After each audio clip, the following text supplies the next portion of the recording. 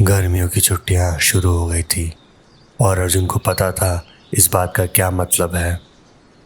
हर साल की तरह इस बार भी उसे मौसी के घर जाना होगा, वो घर जो उसके सपने में अक्सर आया करता था, लेकिन एक पूरे सपने के रूप में। मौसी का घर मध्य प्रदेश के एक छोटे से गांव में था। पुराना मकान जो हवेली स्टाइल में बना हुआ था, ये अंग्रेजों के ज़माने से वहाँ खड़ा था। मोटी मोटी दीवारें, ऊंची छत और उन अंधेरे कॉरिडोर्स में जहां ऐसा लगता था दिन में भी परछाइयां नाच रही हो। अर्जुन बेटा, ओ अर्जुन बेटा, तैयार हो जा, ट्रेन 6 बजे की है। मम्मी ने आवाज लगाई।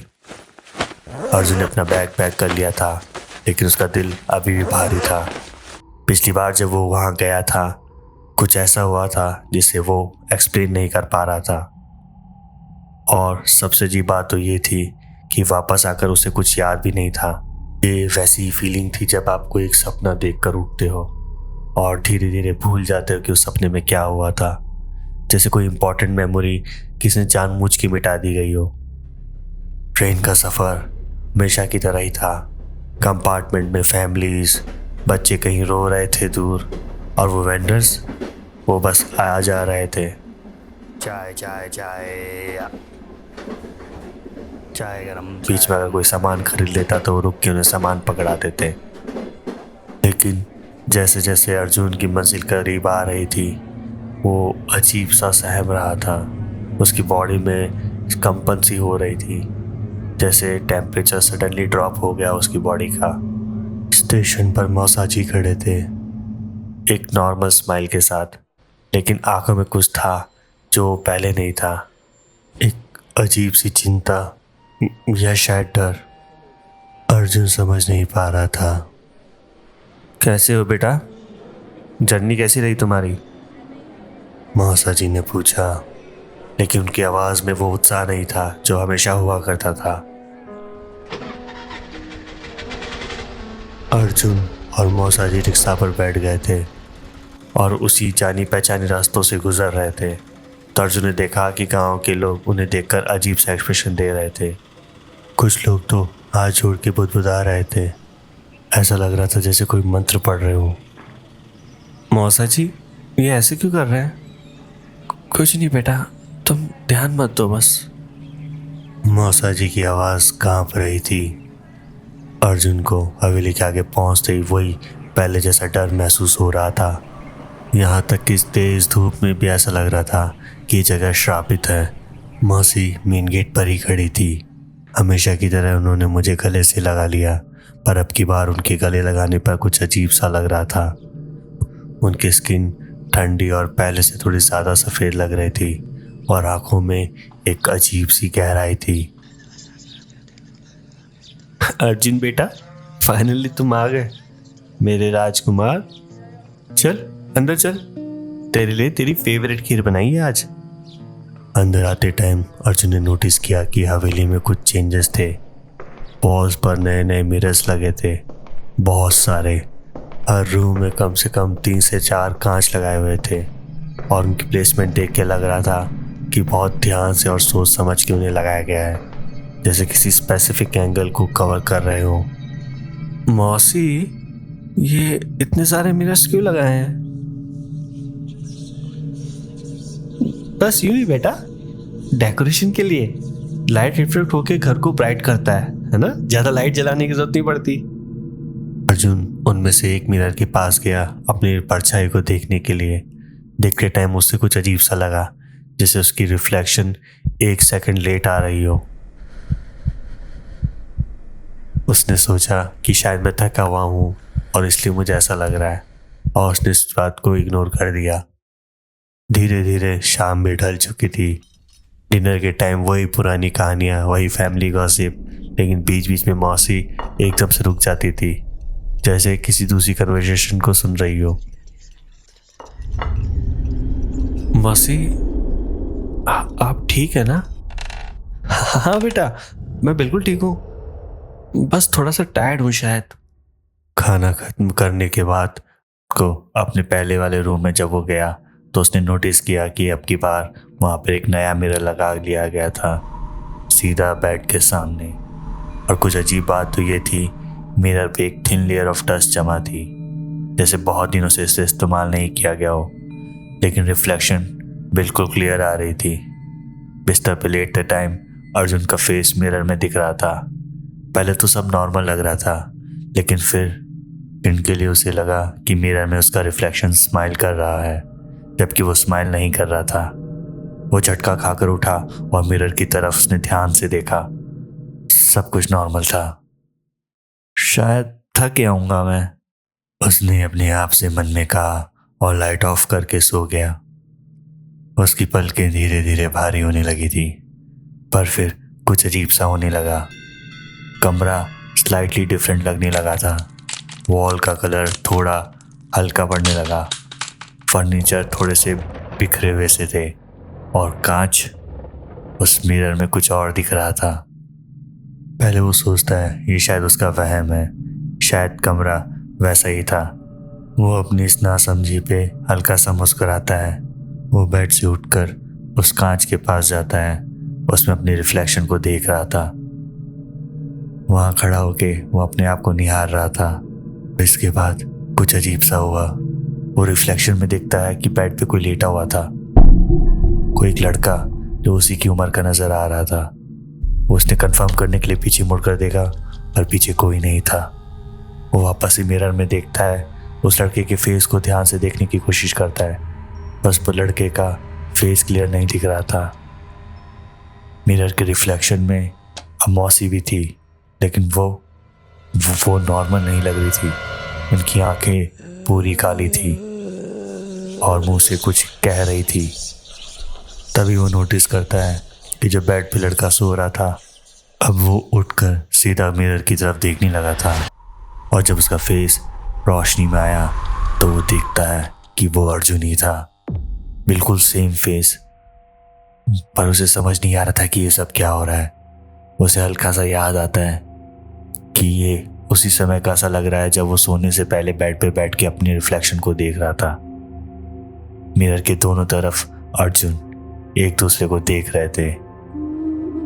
फिर रिफ्लेक्शन वाले अर्जुन ने अपना माउथ खोला और जोर जोर से चिल्लाना शुरू किया, भाग जा यहाँ से, भाग जा। उसकी आवाज में उसका डर साफ महसूस हो रहा था। और तभी अर्जुन अचानक से जाग जाता है। पसीने से तरबतर उसका दिल बहुत जोरों से धड़क रहा था। बिस्तर पर उठ के सीधा उसने मिरर में देखा तो सब कुछ नॉर्मल था, लेकिन मिरर की सरफेस पे एक चीज थी जो वो पहले नहीं थी। वहां पे किसी के हाथ छपे हुए थे। ये हाथ अंदर की तरफ से छपे हुए थे। अगला दिन ब्रेकफास्ट में अर्जुन ने केयरफुली ऑब्जर्व किया कि मौसी बिल्कुल नॉर्मल बर्ताव नहीं कर रही थी। आज वो पूरे दिन मिरर्स को अवॉइड कर रही थी, उनमें डायरेक्ट नहीं देख रही थी। जब भी मिरर्स के पास से गुजरती वो स्लाइटली झुक के निकलती। और सबसे अजीब बात तो ये थी कि वो पूरे टाइम अपनी नजरें नहीं झपका रही थी। मौसी, पहले इतने मिरर नहीं थे ना यहाँ पे। बेटा, मेमोरी वीक हो रही है तेरी, ये हमेशा यहीं पे थे। लेकिन मौसा जी ने उसी टाइम एक सिग्निफिकेंट लुक दिया, एक लुक जो कह रहा था कि मौसी झूठ बोल रही है। दोपहर में जब मौसी किचन में बिजी थी तो अर्जुन ने मौका देख के मौसा जी से प्राइवेटली बात करने की सोची। मौसा जी, सच बताइए, क्या कुछ हुआ है यहाँ पे? मौसा जी ने पहले टाला, लेकिन अर्जुन के इंसिस्ट करने पे फाइनली बोले, बेटा 3 महीने पहले ये सब शुरू हुआ था। पहले सिर्फ छोटी छोटी चीज़ें थी, रात में आवाज़ें आना, खुद से खुलने वाले दरवाजे, और फिर क्या मौसा जी? फिर मौसी का बर्ताव बदलने लगा। कभी कभी तो वो ऐसी बातें करती थी जैसे वो नहीं कोई और हो। और मिरर्स उसी के टाइम से उसने लगाने शुरू किए थे। लेकिन क्यों? वो कहती है मिरर उसे सेफ रखते हैं। और एक दिन तो बोल रही कि वो अब वापस नहीं आ सकता। वो कौन मौसा जी? मौसा जी ने आसपास देखा और हल्की आवाज में कहा, जो पहले यहाँ रहा करते थे। उस शाम मौसा जी ने पूरी कहानी बताई। ये हवेली ओरिजिनली किसी ठाकुर साहब की थी। ये बात 1920 के आसपास की है। उनका एक बेटा हुआ करता था, विक्रम नाम था उसका। बहुत ही समझदार पर शायद थोड़ा डिस्टर्ब लड़का था वो। हमेशा कांच में ही देखता रहता था। कांच में देखता रहता था मतलब वो घंटों दर घंटों कांच के सामने बैठा रहता था। कहता था कि मिरर की दूसरी दुनिया उसे दिखती है वहां से। परिवार वालों ने पहले तो सोचा कि बच्चा है, शायद ऐसी ही कुछ कहानी बना रहा होगा, लेकिन फिर मौसी जी का चेहरा हल्का सा पीला पड़ने लगा। फिर एक दिन वो गायब हो गया। सबने खूब ढूंढा पर वो मिला ही नहीं। सब कह रहे हैं कि मिरर के सामने ही बैठा था वो। फैमिली वालों ने देखा तो रूम में सिर्फ कम कांच ही था उसके, और उसमें कोई रिफ्लेक्शन नहीं आ रही थी, बिल्कुल काला। तो वो कहाँ गया? कोई नहीं जानता, पर यहाँ के लोग कहते हैं कि वो मिरर के अंदर चला गया। अपनी ही रिफ्लेक्शन का अब वो एक कैदी बन गया था। अर्जुन के रोंगटे खड़े हो गए थे। तो उसका मौसी से क्या कनेक्शन है, मैं अभी तक समझ नहीं पा रहा हूँ। वो मिरर्स वो सेम मिरर हैं जो उस समय हवेली में हुआ करते थे, और जब से मौसी जी ने उन्हें लगाना शुरू किया है तब से ऐसा लग रहा है कि मिरर के अंदर से कोई हमें देख रहा है। शाम को अर्जुन ने चुपचाप खाना खा के अपने बेडरूम में चला गया। वो एक्सपेक्ट कर रहा था कि शायद अब की बार फिर उसे वो ड्रीम आए, और उस ड्रीम में वो और चीज़ें पता लगाने की कोशिश करेगा। और उसे ड्रीम आया, और अब की बार ये ड्रीम पिछले वाले ड्रीम से ज़्यादा क्लियर था। इस सपने में वापस से मिरर में वो लड़का दिखा, लेकिन अब अर्जुन समझ गया था। इस बार अर्जुन ने ड्रीम में मिरर के करीब जाकर उस पर कॉन्सेंट्रेट करने की कोशिश की। आवाज़ थोड़ी टूटी हुई लग रही थी। वो मेरी जगह यहाँ पे होना चाहिए। मिरर के अंदर रहना बहुत मुश्किल है। तो तुम्हारी मौसी ने खुद चूज किया है, लेकिन कैसे? अर्जुन ने अपनी परछाई वाले अर्जुन से पूछा। ये मिरर सिर्फ मिरर नहीं है, ये एक दूसरी दुनिया का दरवाजा है, और वो धीरे धीरे तुम्हारी मौसी की परछाई को अपने अंदर दबाने की कोशिश कर रहा है। अगर वो एक बार अंदर दब जाएगी तो वो बाहर निकल आएगा। तो कैसे रोके हम इसे? और ये बाहर कौन आ जाएगा? हमारे पास ज्यादा टाइम नहीं है। हमें मिरर तोड़ने होंगे, और सारे के सारे एक साथ। लेकिन एक प्रॉब्लम है। क्या प्रॉब्लम है? जब मिरर टूटेंगे तब मौसी की बॉडी उन सबको रोकने की कोशिश करेगी। तुम्हें ये काम बहुत सावधानी से करना पड़ेगा। और ये सब होते ही अर्जुन एकदम से जाग जाता है। अब वो पूरा कन्विंस था कि ये सपना नहीं था, बल्कि एक चेतावनी थी जो उसकी परछाई ने ही उसको उस कांच वाली दुनिया से भेजी थी। अगली सुबह होते ही अर्जुन ने सबसे पहले मौसा जी को ढूंढा। उन्हें अकेला पाकर अर्जुन ने सारी बात उन्हें बताई। पहले तो वो बिलीव नहीं कर रहे थे, लेकिन जब डिटेल्स मैच करने लगी तो वो समझ गए कि ये सिर्फ एक सपना नहीं है। तो हमें सारे मिरर्स तोड़ने होंगे? हाँ, लेकिन मौसी जी को पता नहीं चलना चाहिए। प्लान सिंपल था। दोपहर में जब मौसी किचन में लंच बना रही होगी तब वो दोनों अलग अलग रूम में जाकर कांच तोड़ना शुरू करेंगे। लेकिन जैसे ही वो प्लान बना रहे थे तभी मौसी किचन से आ गई। अरे क्या बात कर रहे हैं दोनों के दोनों सुबह सुबह? कोई सीक्रेट मीटिंग है क्या? मुझे भी बता दो। उनकी वॉइस में कुछ हंसी मजाक लग रहा था, लेकिन उनकी आंखें जैसे सच ढूंढने की कोशिश कर रही हो। कुछ नहीं मौसी, बस यूं ही हम बात कर रहे थे सुबह सुबह। मौसम अच्छा है ना? वो पॉज हुई। अर्जुन बेटा, तुम मिरर के बारे में जानने की सोच रहे हो ना? अर्जुन का दिल तेज तेज से धड़कने लगा। कैसे पता? मौसी जी ने एक डरावनी सी स्माइल दी। मुझे सब पता है। अचानक से मौसी का पूरा बिहेवियर चेंज होने लगा। वो प्लेफुल एक्सप्रेशन अब गायब हो गया था और उनकी जगह कुछ अजीब सी आवाज आने लगी थी। तुम्हें क्या लगता है मिरर तोड़ के तुम मुझसे छुटकारा पालोगे? वॉइस थोड़ी सेम सी थी लेकिन टोन थोड़ी डीप और अजीब सी बूढ़ी जैसी लग रही थी। तुम विक्रम हो? मैं सदियों से यहाँ पे ट्रैप हूँ मिरर की इस दुनिया में, और तुम फाइनली मुझे जब फ्रीडम मिल रही है तो मेरे आगे आगे खड़े हो गए हो। शरीर मौसी जी का ही था और उनकी मूवमेंट बहुत अजीब लग रही थी। वो झटके खा खा के बोल रही थी और अजीब तरीके से उनके हाथ हिल रहे थे। मैंने इस हवेली पे पूरा कंट्रोल पा लिया है और तुम भी मेरे साथ यहाँ ट्रैप रहोगे और एक छोटा सा प्यारा सा परिवार बन के रहोगे। सडनली सभी मिरर्स टूटने लग जाते हैं, उन पे दरारें पड़ने लगती है, लेकिन टूटने के बजाय उनमें से कुछ लाइटें निकल रही थी, अजीब तरीके की लाइटें। अर्जुन ने वहाँ से भागने की कोशिश करी। वो मेन गेट के डोर की तरफ भागा पर कॉरिडोर बड़ा होता ही चला गया। वो फिर भी जैसे तैसे मेन गेट तक पहुंचा, लेकिन सामने से दरवाज़ा ही गायब हो गया और उसकी जगह कुछ और दीवारें बनती चली गई। हवेली का पूरा आर्किटेक्चर अब बदलने लगा था। कॉरिडोर और लंबे होते चले गए। हवेली के कमरे अब बढ़ते ही जा रहे थे। तुम भाग नहीं सकते हो, विक्रम की आवाज एको कर रही थी। ये पूरी हवेली मेरा ही घर है। हवेली में धीरे धीरे अंधेरा बढ़ता ही जा रहा था तो अर्जुन ने एक डेस्परेट मूव किया। उसने अपनी पॉकेट से मोबाइल निकाला और उसकी टॉर्च ऑन करके सामने वाले दीवार की तरफ करी। वहाँ पे एक मिरर था, पर जैसी टॉर्च उस पर पड़ी तो कांच टूटने लगा था। लाइट, यही है मिरर की वीकनेस। भागते भागते जितने भी मिरर्स रास्ते में आ रहे थे उन सब पे लाइट से फोकस कर रहा था और एक एक करके वो टूटते चले गए।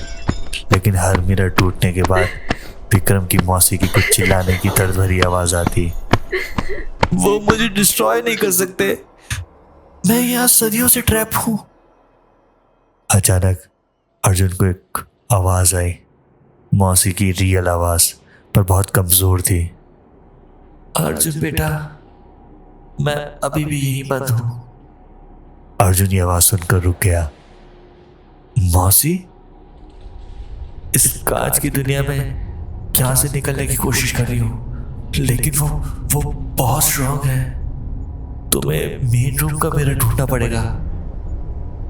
मेन रूम का मिरर कौन सा है? वही जो तुम्हारे बेडरूम में है, वही है ओरिजिनल मिरर। बाकी सब उसकी कॉपीज हैं। एक बार अगर तुमने उसे तोड़ दिया तो ये सब ठीक हो जाएगा। अर्जुन छुपता छुपाता अपने रूम को जैसे तैसे ढूंढता है और जैसे तैसे वो अपने मेन रूम को ढूंढ लेता है। सामने मेन मिरर था, लेकिन वो बहुत वाइब्रेट कर रहा था जैसे वो जिंदा हो। मिरर के रिफ्लेक्शन में कुछ अजीब था। वो सामने देखता है बेड पे कोई बैठा हुआ है और मिरर की तरफ घूर रहा था। ध्यान से देखने पर उसे रियलाइज होता है कि वो अर्जुन था। वो धीरे धीरे चल के कांच के सामने आता है और जानने की कोशिश करता है कि यहाँ पे क्या चल रहा है, और अर्जुन सारी बातें उसे धीरे धीरे करके बताता है कि कैसे विक्रम यहाँ पे इतने सालों से ट्रैप है और कैसे उसे मौसी को यहाँ से बचाना है, कैसे उसे ये सब खत्म करने के लिए हवेली के सारे कांच तोड़ने होंगे। अर्जुन ने अब पास पड़ी एक चेयर को उठाया और पूरे जोर से उस मिरर पे मारा।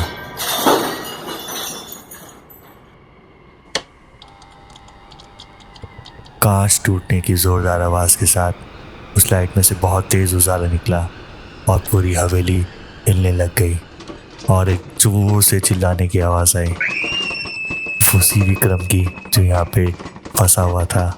बहुत फ्रस्ट्रेटेड चिल्लाने की आवाज।